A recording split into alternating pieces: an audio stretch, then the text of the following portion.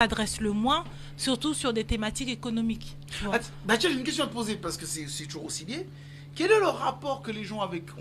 Par exemple, quand tu as commencé, Oui. quelle est l'évolution du rapport qu'il y a avec l'argent entre le moment où tu as commencé et aujourd'hui? Bah, en fait, j'ai l'impression que c'est plutôt par vague déjà, et après ça dépend aussi des catégories de population. Historiquement, les femmes s'occupent du budget. Dans la maison, D'accord. c'est madame qui gère le budget, c'est souvent madame qui s'occupe des courses, c'est souvent madame qui s'occupe des petites dépenses. Mhm. Par contre, dès que ça concerne les grosses dépenses, acheter une voiture, acheter une maison, c'est monsieur qui gère. Soit c'est monsieur qui va acheter la voiture et il va demander potentiellement l'avis de la femme, soit il va acheter tout seul. Mais c'est très rare que ce soit madame qui décide d'acheter par exemple une voiture toute seule sans consulter monsieur. Et or moi je travaille sur des thématiques. Toutes les communautés confondues? Ouais, globalement, en tout cas d'après ce que j'ai vu. Après, je peux me tromper parce Hmm. que je vais pas non Non, plus non, mais travailler avec là, tout on le parle monde. que de ton Mais expérience, de oui, pas. oui, oui, toute Non. communauté confondue. Hmm. Oui, D'accord. c'est vraiment historiquement comme ça. Et après, moi, mon travail, c'est de dire aux femmes que bon, c'est bien le budget, c'est bien de gérer l'argent des courses, c'est bien d'acheter les vêtements pour les enfants, c'est bien tout ça, mais il n'y a pas que ça en fait. Il y a aussi les investissements. Il faut que les femmes commencent à s'approprier l'investissement, c'est-à-dire faire travailler son argent en fait, pour pas que ce soit toujours monsieur, parce qu'en cas de séparation ou en cas de décès, il y a des situations graves, J'ai c'est-à-dire vu que ça. J'ai vu ça. madame n'est pas au courant. Donc voilà, j'ai commencé comme ça et je me suis rendu compte que les femmes enfin, en tout cas là, mais les femmes avec qui j'échange, elles sont heureuses. Non seulement d'avoir quelqu'un qui s'adresse à elles et qui potentiellement leur ressemble, donc comprend leurs problèmes de grossesse, problèmes aussi même de famille. Quand tu parles à une femme, même si tu lui parles de business, très souvent il y a un bébé qui se balade dans tous les sens, tu vois. Elle est là en train de dire ah oui attends il faut que j'aille calmer le, tu vois. Alors que quand tu parles avec un homme, souvent c'est madame qui s'occupe des enfants, tu vois. Tout d'un coup c'est d'autres problématiques. D'accord, mais c'est très intéressant parce qu'il y a cette évolution. Et toi, par exemple, si je te pose la question entre le rapport quand tu as commencé et aujourd'hui, est-ce que les gens ont plus envie de découvrir l'histoire? Comment ça se passe? Et le rapport avec l'histoire? Et qu'il y a d'autres gens, d'autres communautés qui veulent découvrir notre histoire? Est-ce que les gens ont un regain pour l'histoire? Comment ça se passe?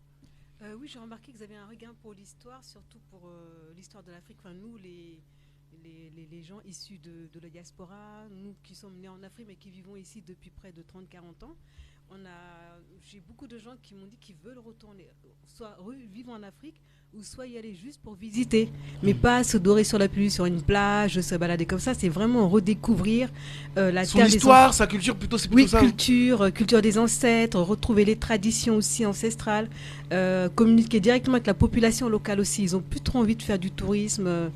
Aller sur En les fait, grandes villes, ils veulent voilà. retourner aux sources, à leurs sources, en fait. Retour aux sources, et surtout, j'ai des gens qui m'ont dit, c'est retour aux sources, c'est retour vers soi.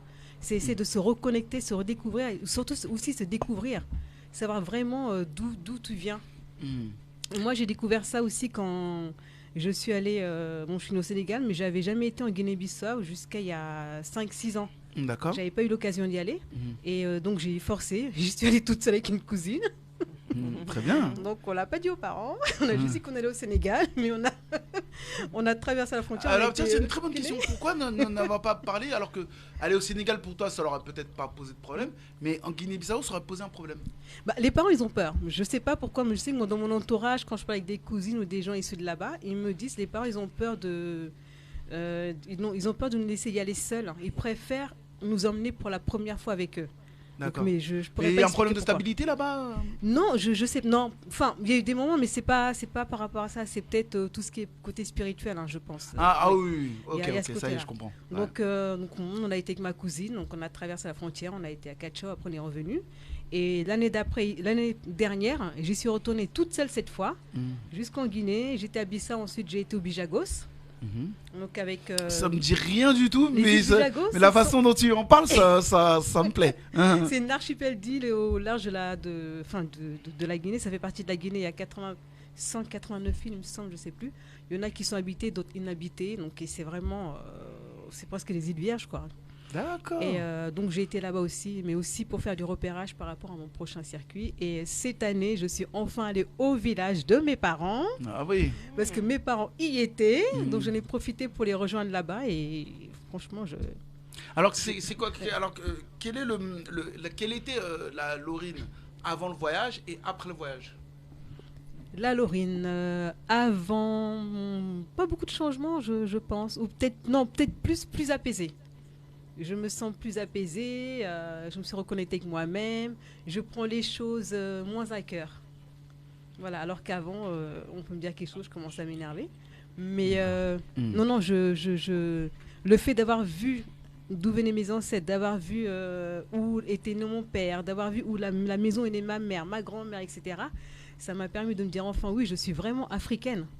Je ne suis pas la Laurine comme dire bah, vous êtes madame, vous êtes française. Non, je suis vraiment africaine, je suis guinéenne et je suis citoyenne française. Bon, je sais qu'il y en a beaucoup qui vont s'écrier, mais là, je me suis vraiment reconnectée avec moi-même puis mes origines, mes ancêtres. Enfin, moi, personnellement, c'est vrai que je ne suis pas encore allé au Congo. Je pense que je vais y aller. Mais je me définis comme un Français d'origine congolaise. C'est comme ça que je me définis parce que c'est vrai que quand je rencontre vraiment des gens qui viennent directement du Congo, quand on se parle, il y a un décalage quand même. Oui. Donc je sais que c'est pour ça que je me définis comme un Français parce que quand j'ai une mentalité où fait que quand je les croise, ceux qui viennent directement du Congo, bah, ils savent, et on se voit, on sait qu'il y a ce décalage là. Moi j'ai grandi ici. Donc c'est pour ça que je me définis comme un Français d'origine congolaise banlieusard. Pourquoi? Parce que avoir grandi en banlieue, ce n'est pas comme avoir grandi en province, c'est comme avoir grandi à Paris même. Un peu, les mentalités sont un peu différentes. Donc c'est vrai que, mais parce que tu as dit tu es citoyenne française. Oui. Mais est-ce que tu te sens aussi française? Pour moi, pas tout à fait. Non, je dis franchement parce que quand je suis dehors, je me balade dehors, même dans le monde du travail, au premier abord, on ne me prend pas pour une Française. On me demande d'où je viens.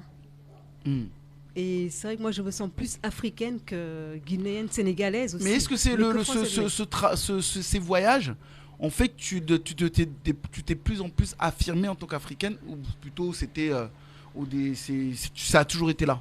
Non, ça a toujours été là. Ça a toujours été là. Donc, et c'est aussi les valeurs que m'ont inculqué mes parents. C'est surtout à la maison, on parle avant tout la langue maternelle, la langue Mandjak. Oh, c'est très bien ça. Voilà, on le parle. Bon, je sais qu'à la maison, moi personnellement, avec mon fils, on parle français parce que c'est plus facile, ça va plus vite. Mais il y a des moments où il voudrait bien que je parle Mandjak. Mais moi, je me sens plus française. Pardon.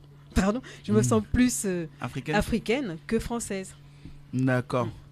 Mais et donc à l'heure d'aujourd'hui, c'est-à-dire que les objectifs que tu vas avoir, c'est-à-dire que bon là tu es en train de continuer à travailler sur ce projet qui est un projet magnifique, en gros c'est un programme qui reconnecte les Africains à leurs sources ou pour certains d'autres de découvrir aussi.